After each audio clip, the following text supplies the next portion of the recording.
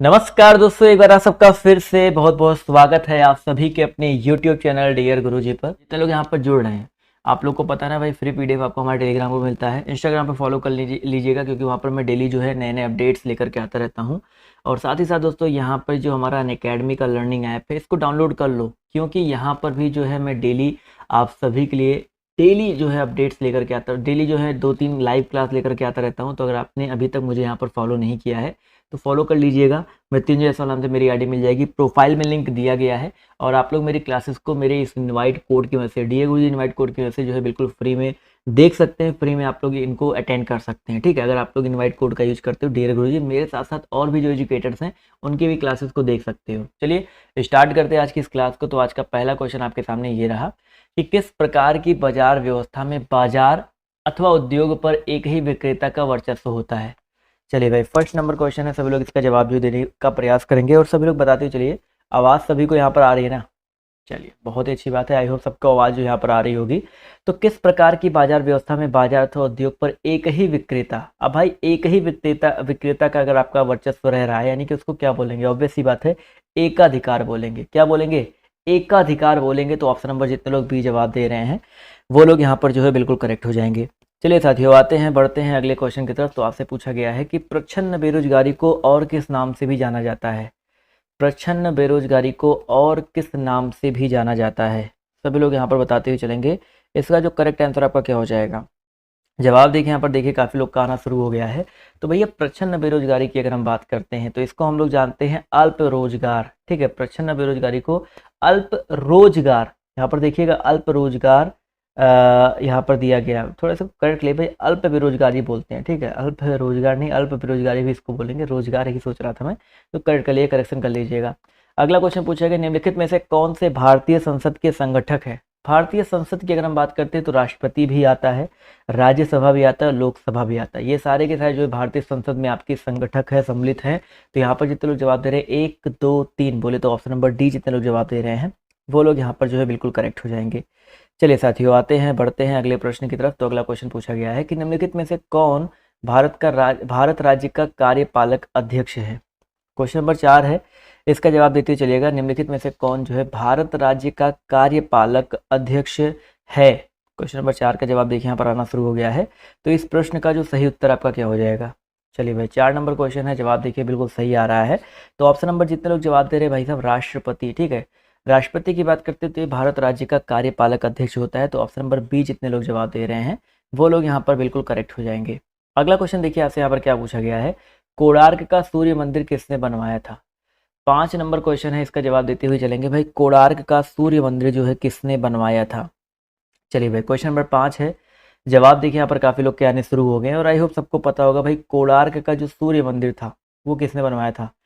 ये कहाँ पे स्थित है? उड़ीसा में स्थित है। किसने बनवाया था? तो दोस्तों यहाँ पर हो जाएगा नरेंद्र सिंह या नरसिंह देव प्रथम दिया गया। ठीक है, नरसिंह देव प्रथम दिया गया है, तो इसको याद रखिएगा।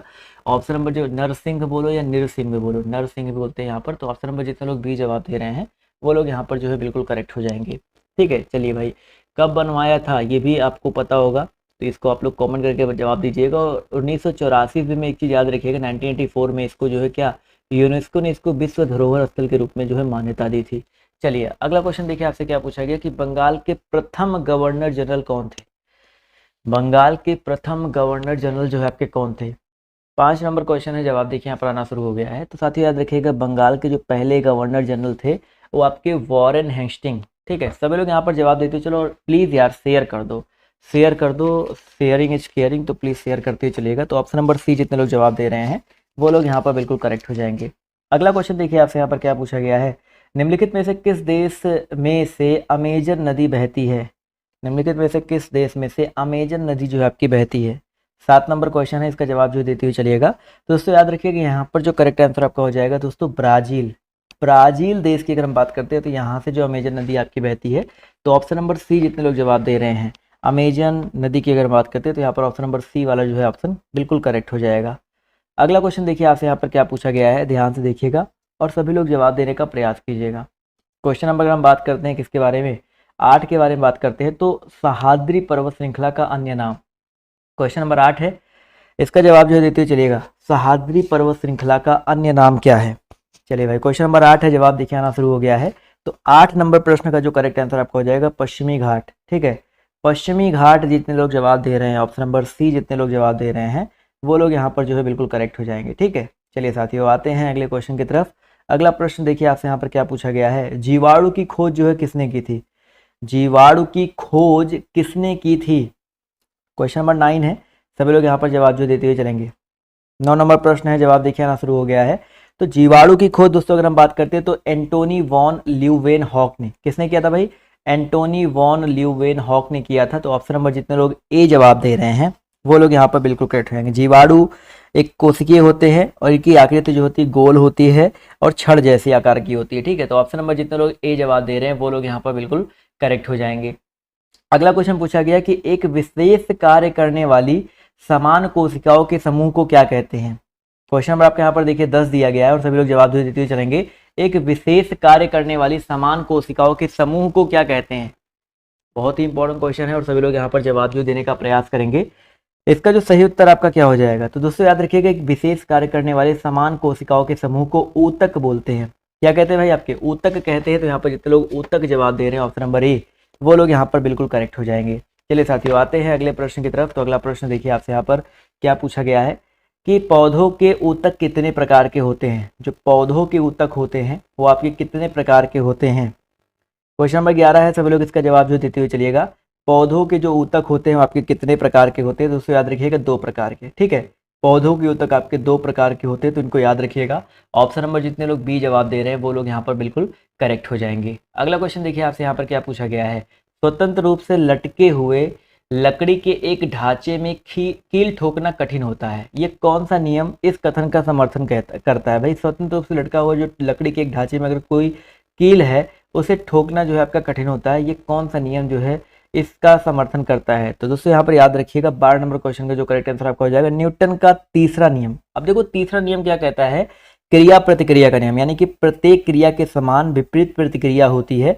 अब भाई अब जब कोई लटका हुआ पिंड है या लकड़ी का कोई पिंड है उस पर कील ठोकेंगे तो हथौड़े से जो हुई क्रिया है वो लकड़ी के पिंड से प्रतिक्रिया नहीं। देखो भाई अगर मान लीजिए ये ऐसे कोई लकड़ी ऐसे लटक रहा है, आप इस पर कील लटका है तो इस पर कील ठोक पाओगे नहीं, क्योंकि पीछे कोई बल देने के लिए कोई है नहीं। मान लो कोई दीवार पे अगर लकड़ी लगी होती तो आप इस पर कील ठोकते तो पीछे दीवार से आपको एक बल मिल जाता प्रतिक्रिया के लिए, लेकिन यहाँ पर प्रतिक्रिया का नहीं मिल पा रहा है, इसलिए यहाँ पर आप लोग ठोकोगे तो कोई फर्क नहीं पड़ने वाला। ठीक है, तो ये चीज़ याद रखिएगा, न्यूटन का जो तीसरा नियम दिया गया यहाँ पर बिल्कुल करेक्ट हो जाएगा। अगला क्वेश्चन देखिए आपसे यहाँ पर क्या पूछा गया है, थोड़ा सा बड़ा क्वेश्चन छोटा कर लेते हैं, कोई दिक्कत वाली बात नहीं। निम्नलिखित में से कौन सा विद्युत चुंबकीय तरंगों का गुण नहीं है? किसका गुण नहीं भाई? विद्युत चुंबकीय तरंगों का गुण कौन सा नहीं है? तो यहाँ पर देखिएगा पहला ऑप्शन, विद्युत चुंबकीय तरंग के व्यतिकरण तथा विवर्तन दिखाती है। भाई यहाँ पर साफ साफ लिखा कि नहीं दिखाती है, तो ये जो आपका ऑप्शन नंबर ए दिया गया है ये आपका जो है विद्युत चुंबकीय तरंगों का गुण नहीं है। अगला क्वेश्चन देखिए आपसे क्या पूछा है, कंप्यूटर शब्दावली में बग, कई बार आपको बता चुका हूँ भाई, बग BUG ये होता है, इसका अभिप्राय जो है क्या है? चलिए फटाफट यहाँ पर जवाब जो देने का प्रयास करिएगा। बग का अभिप्राय जो है आपका क्या हो जाएगा? जवाब देखिए यहाँ पर धीरे धीरे आना शुरू हो गया है। तो भैया बग की अगर हम बात करते हैं तो ये आप प्रकार का एक प्रोग्राम में जब कोई एरर होता है, कोई गलती होती है तो उसको हम लोग बग बोलते हैं। तो ऑप्शन नंबर सी जितने लोग जवाब दे रहे हैं वो लोग यहाँ पर बिल्कुल करेक्ट हो जाएंगे। अगला क्वेश्चन पूछा गया कि एक रेडियोधर्मी वस्तु की अर्ध आयु 6 मास है, वस्तु की 3/4 हिस्सा में ... 6 होगा। भाई अगर किसी वस्तु की अर्ध आयु कितनी है भाई?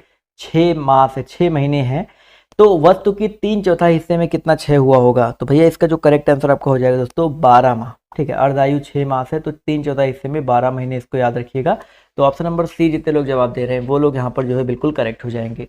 इसी तरह अगला क्वेश्चन देखिए आपसे क्या पूछा गया कि मनुष्य के खून का pH कई बार, मतलब 1-2 बार नहीं, कम से कम 10 से 12 बार आपको ये क्वेश्चन करवाया जा चुका होगा कहीं ना कहीं, चाहे अनअकैडमी पर, चाहे यूट्यूब पर, जहाँ भी मैं पढ़ाता हूँ आपको कराया गया होगा कि मनुष्य के खून का pH मान कितना होता है। तो दोस्तों याद रखिएगा कम क्षारीय, मनुष्य के खून का जो pH होता है वो कम क्षारीय होता है, तो याद रखिएगा ऑप्शन नंबर सी जितने लोग जवाब दे रहे हैं वो लोग यहाँ पर बिल्कुल करेक्ट हो जाएंगे।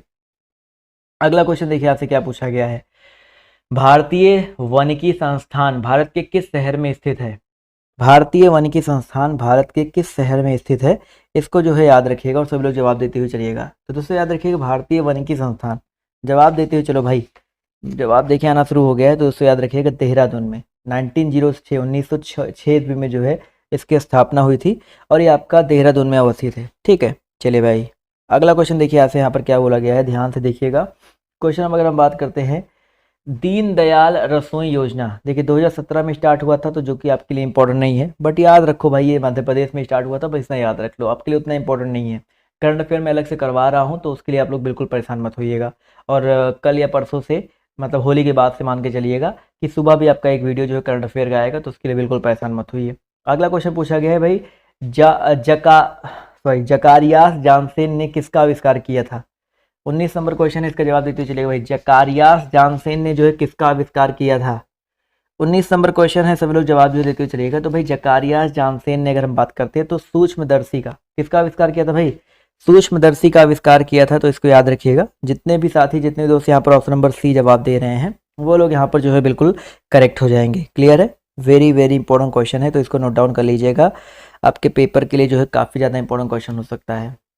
अगला क्वेश्चन देखिए क्या पूछा गया, निम्नलिखित में से कौन से खेल में गेंद का इस्तेमाल नहीं किया जाता है?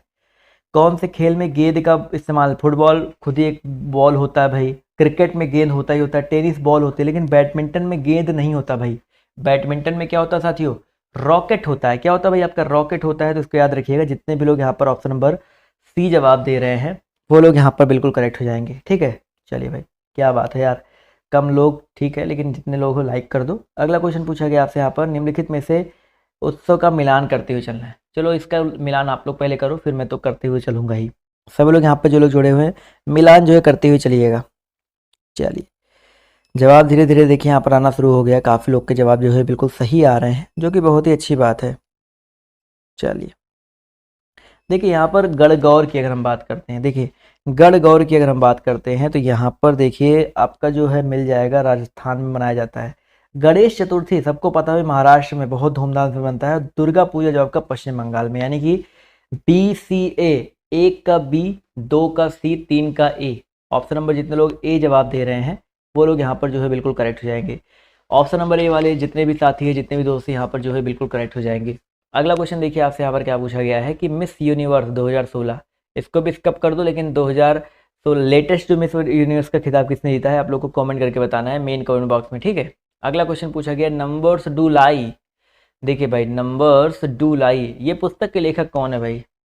जो नंबर्स होते हैं झूठ बोलते हैं, तो सभी लोग बताते हुए चलिएगा, इसके लेखक जो है कौन है भाई? भारत के एक पूर्व क्रिकेटर हैं, बताइए सभी लोग। भारत के एक पूर्व क्रिकेटर हैं, और इस समय शायद देखा जाए तो वो काफ़ी ज़्यादा एक्टिव रहते हैं, मतलब कमेंट्री भी करते हैं। तो आई होप कमेंट्री के नाम से आपको याद आ गया होगा, आकाश चोपड़ा। ठीक है, भारत के पूर्व क्रिकेटर आकाश चोपड़ा, ये जो है नंबर्स डू लाइक पुस्तक के लेखक हैं। ठीक है, अगला क्वेश्चन पूछा गया आपसे यहाँ पर जनवरी 2017, इसको भी स्किप करो। मैंने बोला ना कि प्रीवियस ईयर क्वेश्चन मैं आपको करवा रहा हूँ, तो आपको कुछ क्वेश्चन पुराने मिलेंगे, बट करंट अफेयर में आपकी क्लास अलग से चलवा रहा हूँ, तो उसके लिए परेशान बिल्कुल मत होइएगा। एक पूरी सीरीज तो चल ही चुकी है 1000 क्वेश्चंस वाली, तो आप लोग उसको नहीं देखें तो नीचे एक बार डिस्क्रिप्शन बॉक्स चेक कर लीजिएगा, तो आपको वहाँ पर जो वो क्वेश्चन है वो भी देखने को मिल जाएंगे, बट उसके लिए बिल्कुल परेशान मत होइए। किस देश के साथ भारत की सबसे लंबी अंतर्राष्ट्रीय सीमा है? देखो भाई यहाँ पर आपसे ये नहीं कहा गया समुद्री हो जलीय हो, किस देश के साथ भारत की सबसे लंबी अंतर्राष्ट्रीय सीमा, आपको ये बताते हुए चलना है। तो भाई 25 नंबर क्वेश्चन का जो करेक्ट आंसर आपका हो जाएगा बांग्लादेश। सबको पता है यार, देखो बांग्लादेश के साथ देखिए कितनी लंबी सीमा है, मैंने आपको ये भी बता रखा हूँ, 4096 किलोमीटर। ठीक है, 4096 किलोमीटर इतनी सीमा है इसकी। तो ऑप्शन नंबर जितने लोग सी जवाब दे रहे हैं, वो लोग यहाँ पर बिल्कुल करेक्ट हो जाएंगे। ठीक है, अगला क्वेश्चन देखिए आपसे यहाँ पर क्या पूछा गया है, जब किसी वस्तु का केवल क्रेता के साथ एक विक्रेता होता है, तब वह डॉट डॉट डॉट की स्थिति कहलाती है। पूछा गया है, जब किसी वस्तु के साथ एक क्रेता तथा एक विक्रेता होता है, केवल एक क्रेता तथा एक विक्रेता होता है, तब वह जो है क्या होता है? तो दोस्तों याद रखिए, तब वो आपका होता है द्विपक्षीय एकाधिकार। दो पक्ष होते हैं और एकाधिकार। तो यहाँ पर जितने लोग ऑप्शन नंबर बी जवाब दे रहे हैं, वो लोग यहाँ पर बिल्कुल करेक्ट हो जाएंगे। क्लियर है? इकोनॉमी के भी कुछ क्वेश्चन मैं आपको इसलिए करवा दे रहा हूँ क्योंकि इकोनॉमी क्वेश्चन आते हैं, और अगर आप लोग उसको नहीं किए रहोगे फिर कहोगे सर जी नहीं पढ़ाया, वो नहीं पढ़ाया। सब कुछ करवाते हुए चलना हूँ। निम्नलिखित में से कौन क्षेत्रीय ग्रामीण बैंकों को प्रायोजित करता है? निम्नलिखित में से कौन क्षेत्रीय ग्रामीण बैंकों को प्रायोजित करता है? 27 नंबर क्वेश्चन का सभी लोग जवाब जो देते हुए चलिएगा, इसका जो करेक्ट आंसर आपका क्या हो सकता है? जवाब देखिए धीरे धीरे आना शुरू हो गया है।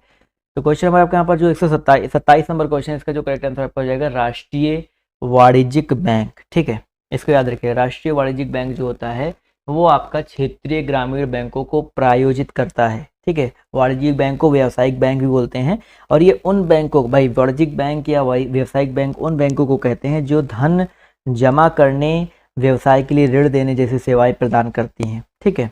चलिए अगला क्वेश्चन देखिए आपसे यहाँ पर क्या पूछा गया है। निम्नलिखित में से किसके पास भारतीय सुरक्षा बलों पर सर्वोच्च कमान प्राप्त है। चलिए भाई, भारतीय सुरक्षा बलों पर सर्वोच्च कमान किसके पास होता है। देखते कितने लोग यहाँ पर सही जवाब देते हैं। तो जो भारतीय सशस्त्र सेनाएं होती हैं भारत की, और जो इसके प्रत्येक भाग की जो सुरक्षा होती है उसको सुनिश्चित करने का उत्तरदायी जो है कौन होता है। भाई याद रखिएगा, सबका जो है राष्ट्रपति के पास होता है। तो यहाँ पर जितने लोग ऑप्शन नंबर डी जवाब दे रहे हैं, ठीक है। भारतीय सशस्त्र सेना में कितने भाग होते हैं, 3 भाग होते हैं, थल सेना, जल सेना और वायु सेना, और इन सब की अगर हम बात करते हैं सर्वोच्च कमान जो है राष्ट्रपति के पास होता है, ठीक है। अगला क्वेश्चन देखिए आपसे यहाँ पर क्या पूछा गया है। अगर एक क्वेश्चन यहाँ से और बन सकता है कि राष्ट्र की रक्षा का दायित्व किसके पास होता है, तो रक्षा मंत्रालय के पास होता है। इसी मंत्रिमंडल में जो रक्षा मंत्रालय होता है उनके पास होता है। दल बदल कानून कई बार आपको बताया जा चुका भाई, दल बदल कानून भारतीय संविधान की किस अनुसूची में दिया गया है। 29 नंबर क्वेश्चन है, और थोड़ा सा प्रयास करिए और सभी लोग जवाब जो देते हुए चलेंगे। दल बदल कानून जो है भारतीय संविधान की किस अनुसूची में दिया गया है। जवाब देखिए यहाँ पर आना शुरू हो गया धीरे धीरे। तो इस प्रश्न का जो सही उत्तर आपका क्या हो सकता है। जवाब देखिए बिल्कुल सही आ रहा है सर। 29 नंबर क्वेश्चन की बात करते हैं तो यहाँ पर 10वीं अनुसूची, बिल्कुल सही बात सर। यहाँ पर अगर हम बात करते हैं 10वीं अनुसूची के बारे में, तो ऑप्शन नंबर जो इसका बी दिया गया है यहाँ पर, ये बिल्कुल करेक्ट हो जाएगा। अगला क्वेश्चन देखिए, कह रहा है कि बनारस हिंदू विश्वविद्यालय की स्थापना किसने की थी। BHU की स्थापना किसने की थी, कब की थी, कुछ भी आपके पेपर में बन सकता है। तो इसके लिए बिल्कुल आप लोग प्रिपेयर रहो कि अगर आपके पेपर में आ जाए तो बिल्कुल आप लोग गलत करके मत आओ, ठीक है। चलिए जवाब देखिए यहाँ पर आना शुरू हो गया। तो बनारस हिंदू विश्वविद्यालय की स्थापना जो है किसने की थी। जवाब देखिए यहाँ पर आना शुरू हो गया है। तो 30 नंबर क्वेश्चन का जो करेक्ट आंसर आपका क्या हो जाएगा दोस्तों, मदन मोहन मालवीय, ठीक है। BHU की जो स्थापना है मदन मोहन मालवीय जी ने किया था। तो ये चीज़ जो है याद रखिएगा। 1916 ईस्वी में इसकी स्थापना हुई थी, तो ये चीज़ याद रखिएगा। चलिए भाई बहुत अच्छी बात है, काफ़ी लोग यहाँ पर जवाब जो है सही दे रहे हैं। अच्छा लगता है जब सब लोग के जवाब जो है सही सही आते हैं, तो अच्छा लगता है। अगला क्वेश्चन देखिए आपसे क्या पूछा गया है। तराइन का द्वितीय युद्ध जो है किनके किनके बीच हुआ था। भाई तराइन का युद्ध, पहले युद्ध की भी बात करेंगे, दूसरे युद्ध की भी बात करेंगे, कब हुआ था, किनके बीच हुआ था, सब कुछ यहाँ पर जानने का हम लोग जो है प्रयास करते हुए चलेंगे। चलिए काफ़ी लोग के जवाब देखिए धीरे धीरे आ रहे हैं। तो तराइन का जो द्वितीय युद्ध हुआ था वो मोहम्मद गोरी और पृथ्वी चौहान, देखो पहला युद्ध की बात करें, दूसरे युद्ध की बात करें, दोनों युद्ध जो है इन्हीं के बीच में हुआ था। पहला युद्ध 91 में हुआ था 1100, और दूसरा युद्ध जो है 1192 में हुआ था। और पहले युद्ध में पृथ्वीराज चौहान जीता था, और दूसरे वाले में मोहम्मद गोरी जीत गया था। वो भी जयचंद का सहारा लेकर के, जयचंद ने उसको धोखा वोखा दे दिया था, मतलब कह सकते हैं। तो यहाँ पर ऑप्शन नंबर जितने लोग डी जवाब दे रहे हैं वो लोग यहाँ पर बिल्कुल करेक्ट हो जाएंगे। अगला क्वेश्चन देखो आपसे यहाँ पर क्या पूछा गया है, ध्यान से देखिएगा और सभी लोग जवाब देने का प्रयास कीजिएगा। निम्नलिखित में से कौन सी धातु पृथ्वी की भूपर्पटी में सबसे प्रचुर मात्रा में पाई जाती है। चलिए इसका जवाब जो देते हुए चलेंगे। निम्नलिखित में से कौन सी धातु पृथ्वी की भूपर्पटी में सबसे प्रचुर मात्रा में पाई जाती है। जवाब देखिए यहाँ पर आना शुरू हो गया है। तो इसका जो करेक्ट आंसर आपका क्या हो जाएगा।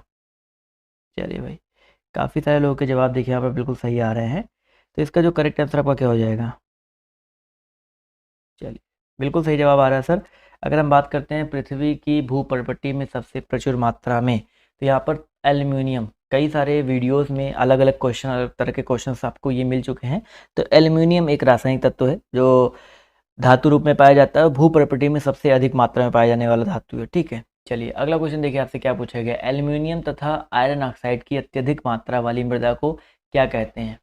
एल्यूमिनियम तथा आयरन ऑक्साइड की अत्यधिक मात्रा वाली मृदा को हम लोग क्या कहते हैं। देखते हैं कितने लोग यहाँ पर सही जवाब देते हैं। तो उनको पेडल्फर मृदा कहते हैं। क्या कहते हैं भाई, पेडल्फर मृदा कहते हैं। तो इसको याद रखिएगा।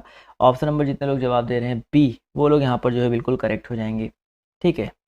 अगला क्वेश्चन देखिए आपसे यहाँ पर क्या पूछा गया है, ध्यान से देखिएगा।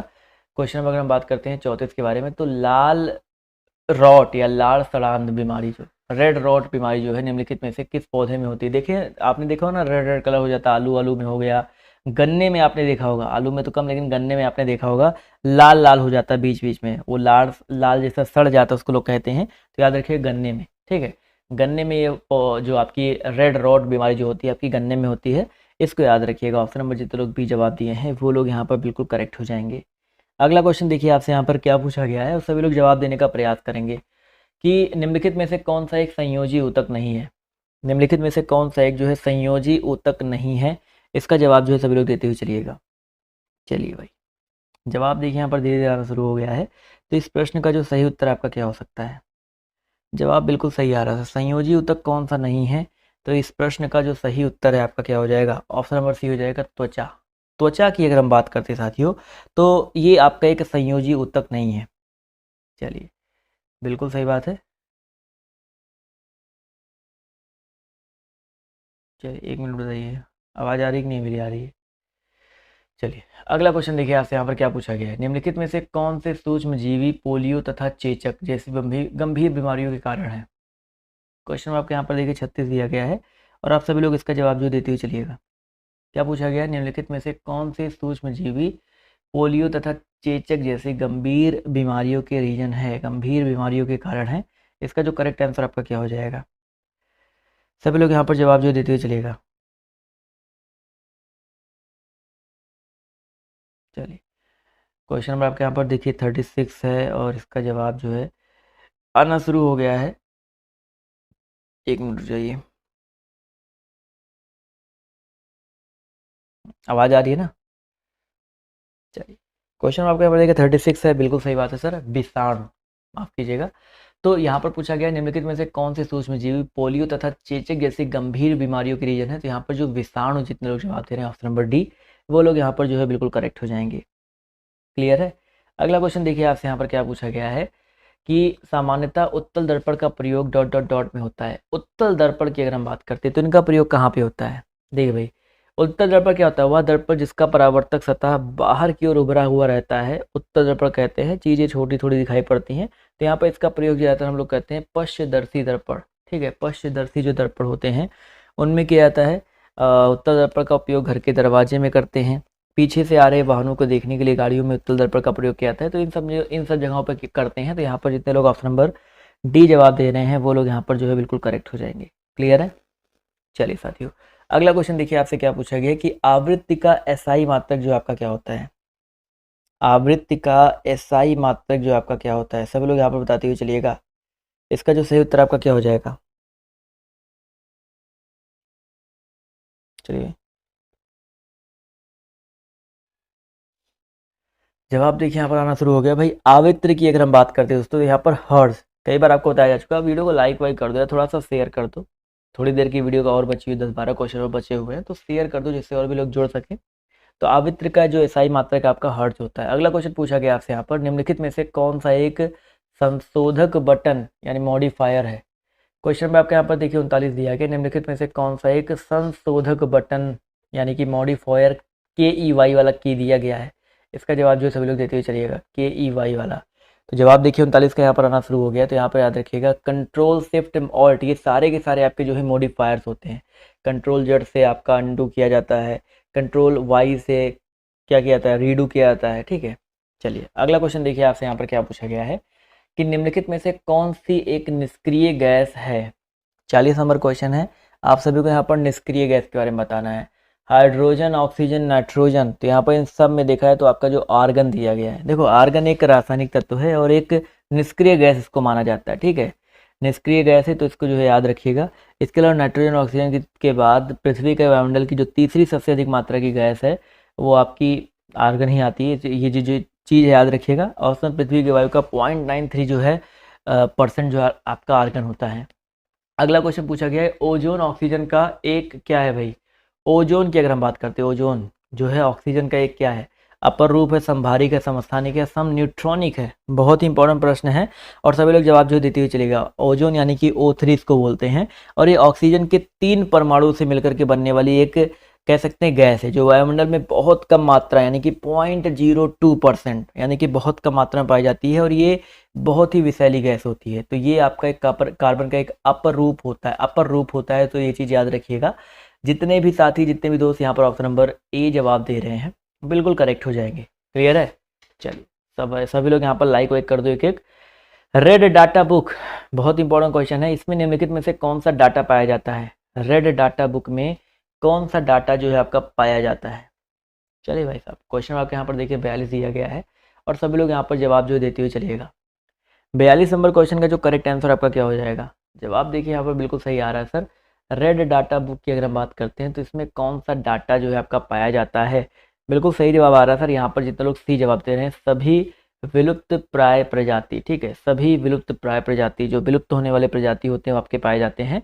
तो ऑप्शन नंबर सी जितने लोग जवाब दे रहे हैं वो लोग यहाँ पर बिल्कुल करेक्ट हो जाएंगे।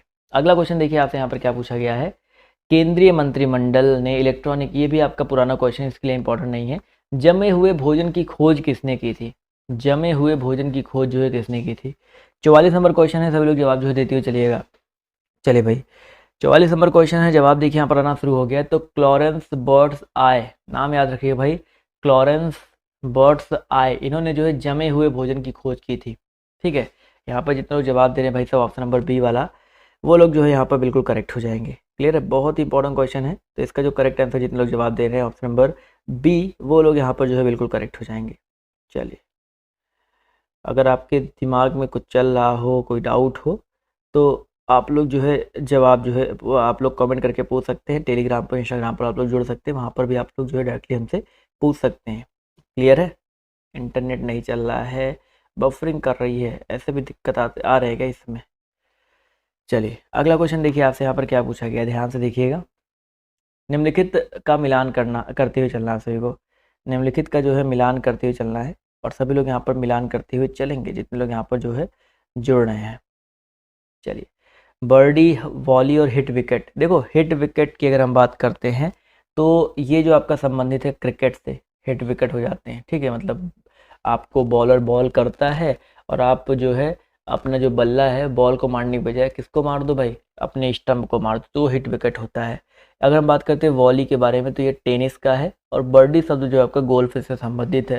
तो यहाँ पर अगर देखा जाए तो ऑप्शन नंबर जितने लोग बी जवाब दे रहे हैं, एक का सी, दो का ए, तीन का बी, तो इतने लोग यहाँ पर ऑप्शन नंबर जवाब दे रहे हैं भाई साहब बी वाला, तो वो लोग यहाँ पर बिल्कुल करेक्ट हो जाएंगे। ठीक है, अगला क्वेश्चन देखिए आपसे यहाँ पर क्या पूछा गया है। 45 के बाद 46 की अगर हम बात करते हैं तो इसका जो सही उत्तर आपका क्या हो जाएगा?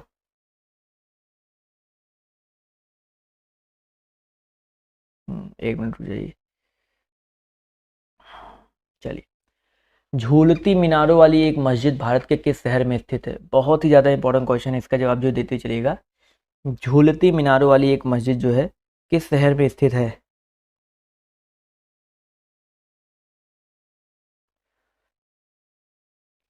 जवाब देखिए यहाँ पर आना शुरू हो गया है। तो इसका जो करेक्ट आंसर आपका क्या हो जाएगा?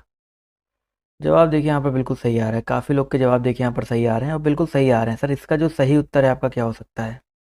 तो भाई क्वेश्चन नंबर आपका 46 है, इसका जो करेक्ट आंसर आपका हो जाएगा अहमदाबाद। झूलती मीनारों वाली जो एक मस्जिद है वो आपकी भारत के अहमदाबाद शहर में अवस्थित है। तो ऑप्शन नंबर बी जितने लोग जवाब दे रहे हैं वो लोग यहाँ पर बिल्कुल करेक्ट हो जाएंगे। अगला क्वेश्चन देखिए आपसे क्या पूछा गया है। निम्नलिखित में से किसे पाठशाला संबंधी क्षेत्र में 2007 के पद्म श्री पुरस्कार से सम्मानित किया गया है? 43 नंबर क्वेश्चन है, सब लोग जवाब जो देते हुए चलिएगा। तो इसको याद रखिए दोस्तों, संजीव कपूर। ठीक है, जितने लोग यहाँ पर संजीव कपूर जवाब दे रहे हैं ऑप्शन नंबर ए, वो लोग यहाँ पर जो है बिल्कुल करेक्ट हो जाएंगे। अगला क्वेश्चन पूछा गया आपसे यहाँ पर, the world outside my window, इसके लेखक जो है कौन है? The world outside my window, इसके लेखक जो है फटाफट बताते हुए चलिएगा कौन है? 48 नंबर क्वेश्चन है, सभी लोग यहाँ पर जवाब जो देते चलेंगे। तो the world outside my window, इसके लेखक रस्किन बॉन्ड है। कौन है भाई? रस्किन बॉन्ड, ये नाम याद रखिएगा। ऑप्शन नंबर जितने लोग बी जवाब दे रहे हैं, जी हाँ दोस्तों, बी ऑप्शन वाले यहाँ लोग जो है बिल्कुल करेक्ट हो जाएंगे। अगला क्वेश्चन देखिए आपसे यहाँ पर क्या पूछा गया है, ध्यान से देखिएगा और सभी लोग यहाँ पर जवाब जो है देने का प्रयास कीजिएगा। क्या पूछा गया है, एक मिनट रुक जाइए। चलिए, उत्तरी कोरिया के बढ़ते अस्त्र प्रक्षेपणों के कारण किस देश ने उस पर निगरानी रखने के लिए जासूसी उपग्रह का प्रक्षेपण किया है? उत्तरी कोरिया के बढ़ते अस्त्र प्रक्षेपणों के कारण किस देश ने उस पर निगरानी रखने के लिए जासूसी उपग्रह का प्रक्षेपण किया है? सभी लोग यहाँ पर जवाब जो देते चलिएगा। जवाब देखिए यहाँ पर आना शुरू हो गया। तो क्वेश्चन नंबर 49 का जो करेक्ट आंसर आपका क्या हो जाएगा दोस्तों? जवाब देखिए यहाँ पर आ रहा है जापान। ठीक है, जितने लोग यहाँ पर जापान जवाब दे रहे हैं वो लोग यहाँ पर जो है बिल्कुल करेक्ट हो जाएंगे। चलिए साथियों, अगला क्वेश्चन देखिए आपसे क्या पूछा गया है। तवांग, क्या पूछा गया आपका? तवांग के पास भारत की भूमि विवाद निम्नलिखित में से किस देश के साथ है? तवांग के पास, तवांग जो है आपका कहाँ पड़ता है? अरुणाचल प्रदेश पड़ता है। ठीक है, प्रांत का एक शहर है तवांग, जो तवांग जिले का मुख्यालय भी है। और तवांग अरुणाचल प्रदेश की उत्तर पश्चिम सीमा देश में स्थित है। और इसकी अगर हम बात करते हैं किसके साथ, भाई चाइना। अरुणाचल प्रदेश आगे तो आई होप सबको पता लग ही गया होगा, चाइना। काफ़ी लोग के जवाब भी यहाँ पर देखिए आ रहे हैं, तो ऑप्शन नंबर बी जितने भी लोग जवाब दे रहे हैं वो लोग यहाँ पर जो है बिल्कुल करेक्ट हो जाएंगे। चलिए आप सभी लोग अभी जल्दी से जो है अगली वाली क्लास में आ जाइए। देखिए आप सभी को कमेंट बॉक्स में लिंक दिख रहा होगा, तो उस पर क्लिक करके, या डिस्क्रिप्शन बॉक्स में लिंक दिया है अगली क्लास का, तो फटाफट जो है आप लोग अगली क्लास में जो है आ जाइए। बहुत ही इंपॉर्टेंट क्लास जो आपकी चलने वाली है।